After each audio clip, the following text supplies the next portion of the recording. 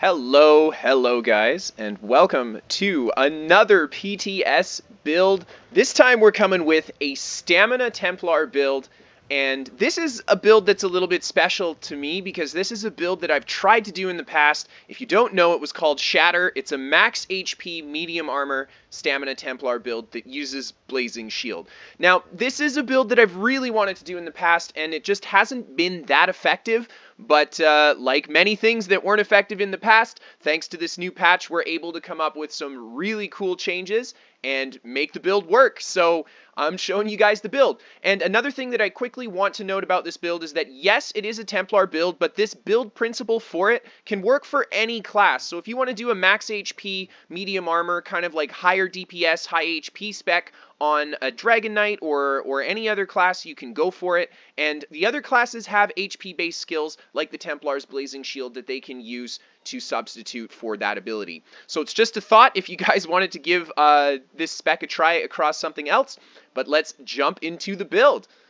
So, taking a look at our stat page, you can see that we are King Zephyl of Burn, and I'm actually an Imperial Templar on this guy. Imperial is going to be your best choice, because as you can see here, we've got 30k stamina and 40k hit points. We've got these massive 30k stam, 40k HP, and we're kind of like verging on being able to get 31 or 41k if we wanted to dump a little bit heavier. But this gear is fully maxed out, so it's just on the edge of getting it there. So that's why you want to pick Imperial, because it's going to give you that 12% hit points and 10% max stamina. But yeah, massive stat pools, and you can see that we're actually running different size pools on swap, and that is important for this build because, well, it's just how we get the build to function, and that's just part of how we set the gear up. And you can see here we've got about 15k Magicka. That's awesome. You do need quite a bit of Magicka for Blazing Shield, so having a larger Magicka pool will come in handy. Our recoveries are absolutely fantastic. We've got 1300 Magicka recovery and 1800 stamina recovery unbuffed. Super great. So taking a look at our weapon damage, we're coming in at just about 3,500 weapon damage, and we are running the infused bow, so we buff up to just about 4,100 weapon damage on this build. Of course, the infused bow enchant will be up most of the time. So there you can see we've got a pretty huge weapon damage max stam pool for how much HP we have on this build. Our weapon crit is pretty decent, coming in at 38 bow and 33 on the greatsword. Now, something to keep in mind is that if we have the crit buff, that will go up by 10%, of course. And we're looking at the resistances, 1600 spell and 1300 physical resistance. Now, we don't have a super huge amount of critical resistance on this build, only coming in at just under 1300. So when we buff up with our rune, we see a little bit more, 21k and 18, almost 19k physical, but that crit resist is a little bit low, and there's a reason for that. The reason is because we're using Blazing Shield, and shields don't actually take critical damage. You can't crit on a damage shield. So the critical resistance is part of the build for when we're taking damage to our health, but not part of the calculation when we're taking damage to the shield. So I decided to go for a little bit less crit resistance in favor of some different gear traits on this build. If you just want to run a little bit less max stat, not going for the infused that I have, you can of course put more crit resist on if you want to. For the boon that we're running, we've got the Serpent Mundus. This is important to give us that stam recovery. These recoveries are important to keep them, I think, at this kind of like base level here. This is a great build when it has enough recovery to function properly, but if you don't have enough recovery, it doesn't function very well, and you'll just run out of resources and die. And then, of course, we are running the Magicka Stamina Drink. And this drink here is a personal favorite of mine that I've used in quite a few builds recently, and this is just the Cloud Rest Clarified Coffee, 493 Magicka and Stamina recovery for 1 hour. We desperately need the recoveries. Now, I know what you guys are thinking, why didn't you go with a max health food? Well, this is the reason. We could have gone with a max health food like Jewels of Misrule or Azorga's Smoked Bear Haunch, but at the end of the day, we're not getting any real bonus to our maximum stat. In fact, we're giving up regen in our build in favor of having a little bit more max health, and that's really something that I didn't want to do on this spec because the regen was kind of a contingency for it. For me to get it to work properly. So I dumped the maxed health food altogether, and you don't actually lose out on the max stat. You know, this gives a total of 1,000 max stats. If you go for a Jewels of Misrule, you're getting a total of 1,000 max stats from that as well if you take if you count the health as 300. And of course, if you go for our Zorgas, you get the health recovery, and that's not huge for this build because we are a vampire. And vampirism, I think, is important for this build for two reasons. Number one, the ultimate's really good for this build. Having the healing ultimate with a huge health pool is super great. And then number two, the bonus that vampirism really gives you is undeath, and undeath will play on your damage shields as well. We've got a massive hit point pool, and we can come back with powerful healing once our health starts to drop. So this build really takes advantage of vampires' undeath because of this huge health pool. Alright guys, so let's take a look at the sets here. So for the sets we're running, we've got 2 Slimecraw to start. This was of course chosen for Minor Berserk to increase that outgoing damage by 8%. This will increase our physical damage and the Blazing Shield damage, so you gotta have this, very important. The Plague Doctor is the next set that we're running, and we are running a full 5-piece Plague Doctor in the jewelry and then in the gear. And Plague Doctor is important because it gives you that massive amount of health that this build really needs. The other set that we're running is Hulking Draugr, and we actually only have Hulking Draugr on the Greatsword bar, so we lose our 4 and 5 piece when we swap to the bow bar here. Hulking Draugr is only on the Greatsword because the Greatsword is our primary burst bar. We have predominantly buff skills / damage over time abilities on the bow bar, so we don't have to worry about huge amounts of damage on that bar, but the burst bar, we want to have it. So this is why we have the Nirnhoned weapon too, just everything on this bar, of course. And then finally, the last set that we have is a Bow of Endurance, and just the bow by itself counts as the 2-piece towards the max health, and that's how we put that bonus max health on the back swap as well. And this is really important, I think, for the build, because it just allows you to reach those big number values on your max stats now. You can play this build in the live server before the PTS if you want, but you won't be able to slip the endurance in here. Instead, you'll be running Hulking Draugr on the front bar and Plague Doctor on the back bar with the Plague Doctor's bow. For the traits on the weapons, guys, as I mentioned, we've got Nirnhoned on the Greatsword. This is important to bulk that weapon damage because we've got our heals on here and all our damage abilities. And then on the bow, we went with the Infused Bow, as mentioned before as well. This is going to make sure that we get that 600 or so bonus weapon damage whenever we're attacking with our bow out. For the enchants on the necklace and rings, I've gone with all weapon damage for them, and then the rings themselves and necklaces I made Triune, which is the tri-stat increase, and I picked this one simply because it gives us the health and the stamina, both we really need, and then finally it gives us the bonus magicka. We also need that for our Blazing Shield pool. For the gear, guys, I've gone with all tri-stat glyphs. You have to tri-stat glyph this build, or you will not have enough magicka to cast Blazing Shields effectively. And that's just the way it is. I'm sorry to tell you guys, it has to be tri-stats, or you won't have enough magicka. It just really has to be. If you can't afford the tri-stats, you can just do the big pieces, and then get the little ones as you can. But they're so important to giving you that Blazing Shield magicka pool. For the traits on the gear, we've gone with well fitted on all our little pieces here, and that's because we are in medium armor, and that roll dodge is going to be really important to our survival. We're pretty quick, and the sprint's going to be important to our survival as well, so we've got a lot of good use coming out of well fitted on this build. And then we have also got infused on our large pieces, and this is to bulk up the amount of max stat that we get. And this is where I talked about if you guys want to run more crit resist, you could drop the infused for the crit resist. It's really up to you, and I think it's more playstyle dependent than anything. If you're faster with your shields and you don't get caught with them down as often, I think it'll be better to go infused. But if you're a little slower with your shields, or you're just learning to build out, impenetrable might be the better way to go. So there you have it, guys. Alright, so let's take a look at the skills that we have. So taking a look at the front bar, we have got our Greatsword bar. Reverse Slice coming in as the first ability here. And this is up to you if you want to use the Reverse Slice AoE or Executioner. I actually decided to go with the Reverse Slice AoE, having played this build a little bit on the live server, playing the little gimped version of it. I thought that Reverse Slice would be better because I used Executioner and was in a lot of situations where the AoE would have really helped me out. So there you go. Reverse Slice, really good execute for this build. The next move that we have is Critical Rush. This is going to be your primary gap closer. Of course, it got nerfed for the damage-wise, but it still can deal a decent amount of damage, and we have quite a lot of crit damage on this build, being a Templar, getting that Adric Spear bonus, and having Lightweight Beast Trap for that minor force buff. So Crit Rush can do quite a bit of damage on this spec, and that's what we want to see from it.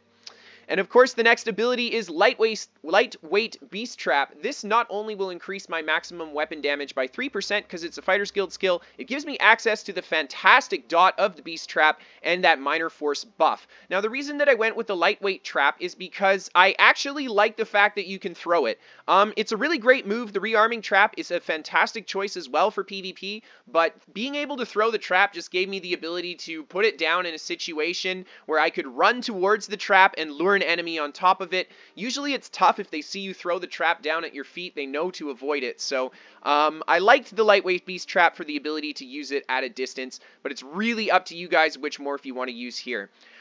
For the heal, we've got Rally, and Rally is going to be a great heal over time, as well as our Burst heal. Now, something to note that between Rally and Blazing Shield, this build actually has a lot of survivability, and you don't actually need more than just Rally to heal once you get the hang of keeping your Blazing Shield up, because we have the Magicka Sustain to keep that shield up for quite a long time. So, there you go. Rally works really, really well. Of course, it's going to give us that Major Brutality as well. The stun that we're using is Binding Javelin, and it's great not only because it is a pretty beefy damage stun, it's got a lot of range on it, 41 meters in PvP, and we get that 8 meter knockback, synergizing really well with a crit rush, giving you that bonus damage the further you knock them back. And it's also good to have this here because it'll give us that 10% crit damage bonus on our Greatsword bar.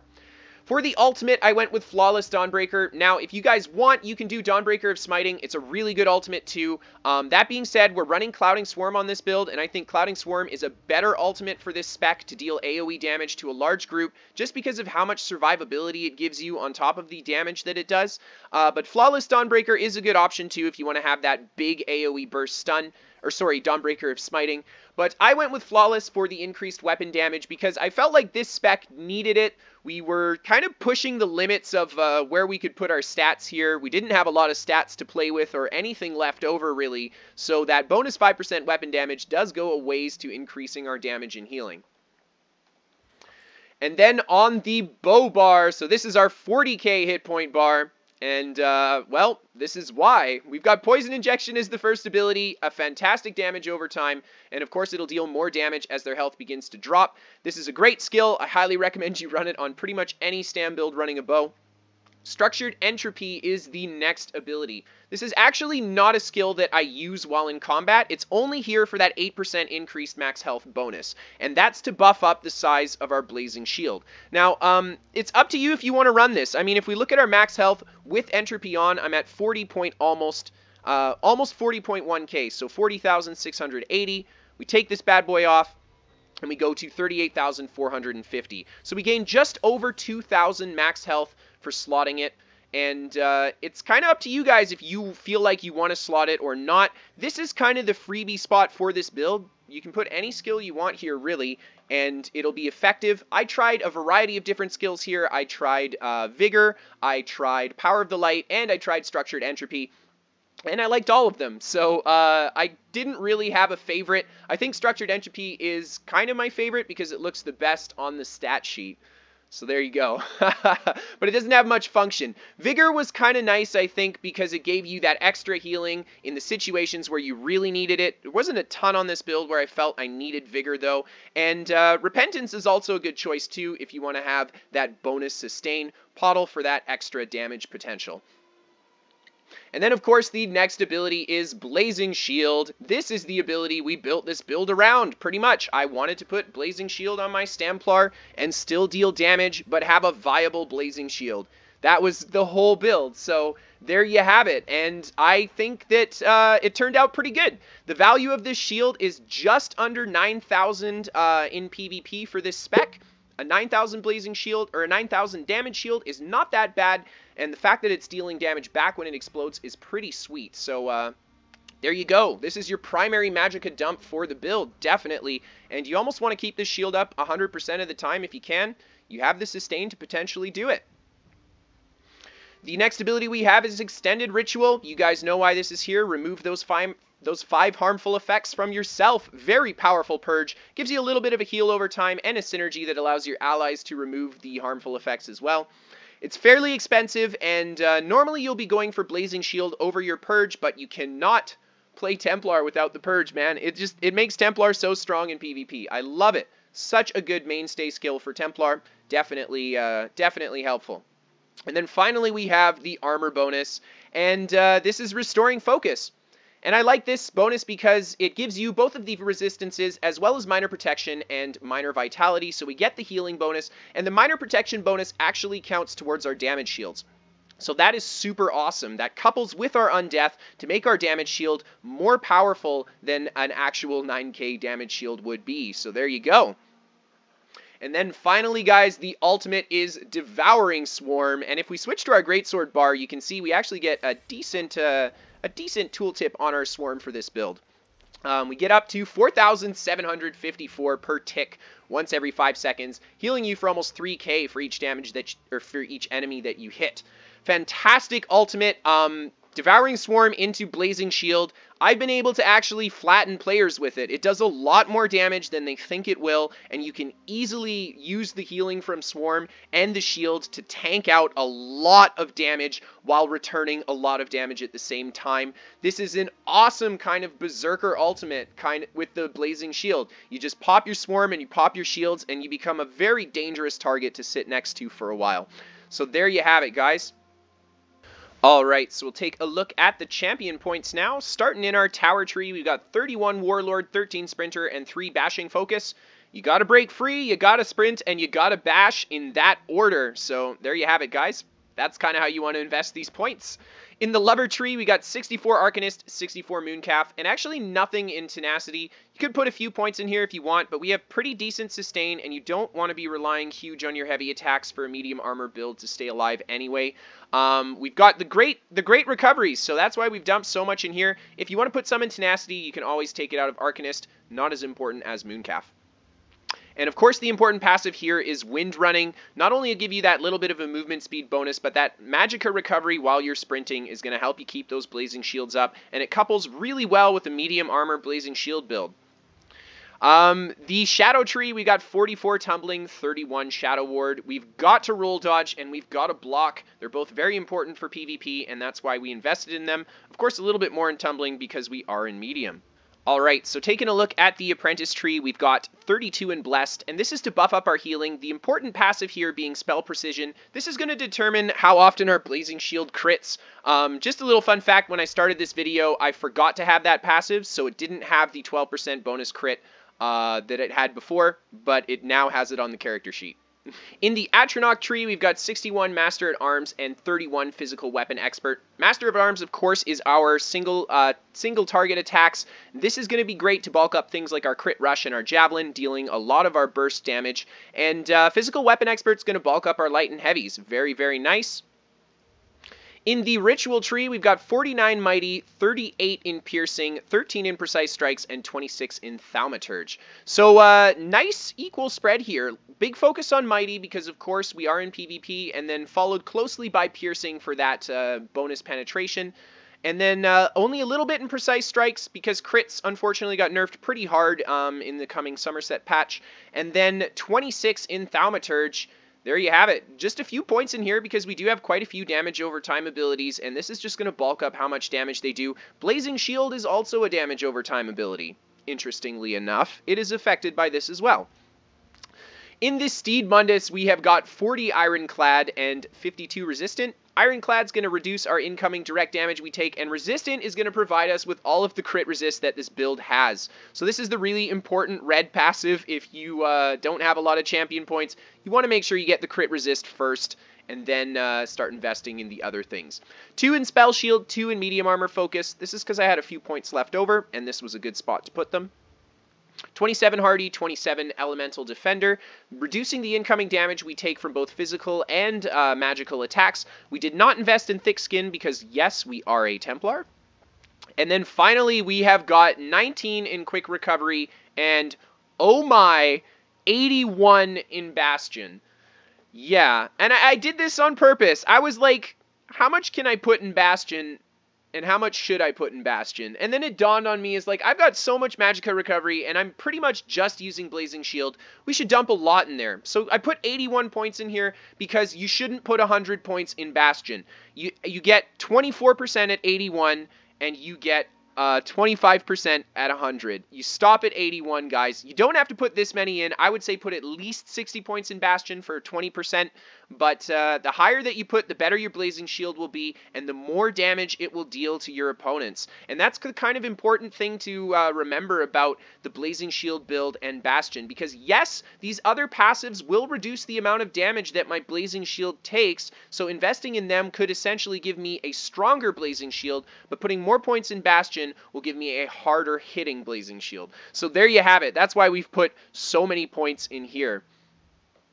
Alright guys, I know this is a PTS build, but we have PvP commentary for you on it, so don't you worry. I did play this on the live server, so we've got a little bit of gameplay.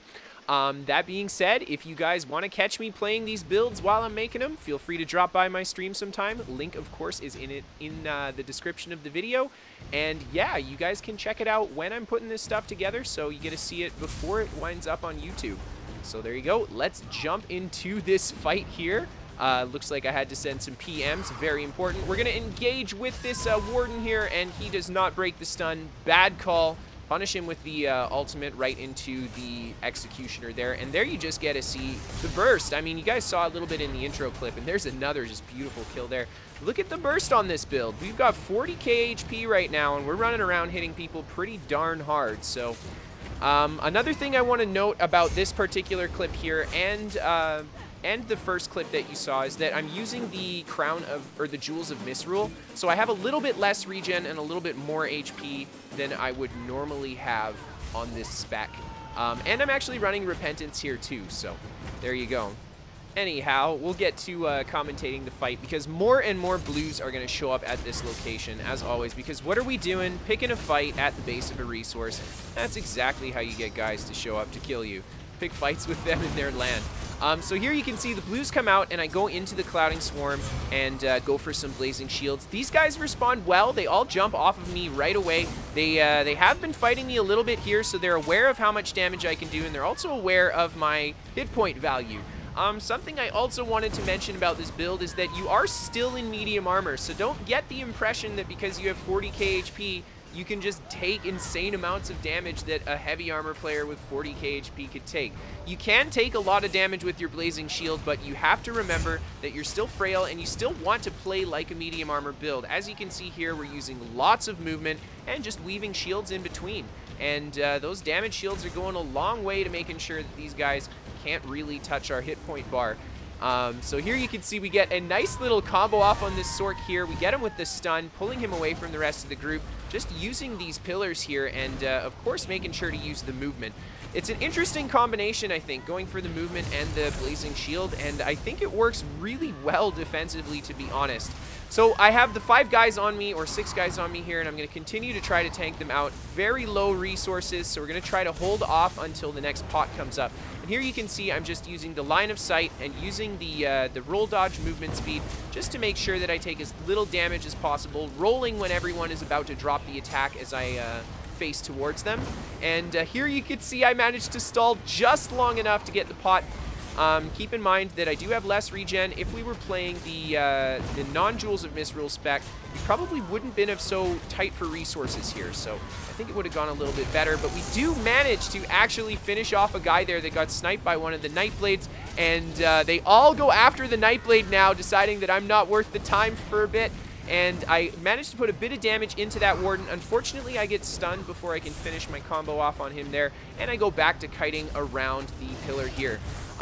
So there you see I take a really bad stun, quite low on resources now, and I've been here a while. Honestly, I can't say I'm disappointed. Just keep in mind, guys, this is a medium armor build, and this is actually like more of a damage build when you look at it. So the ability for this build to just be able to tank these guys out is pretty decent. I'm not disappointed with it at all. And as you can see here, even when we're super low, I mean, we got the Clouding Swarm coming up, we had another pot coming up.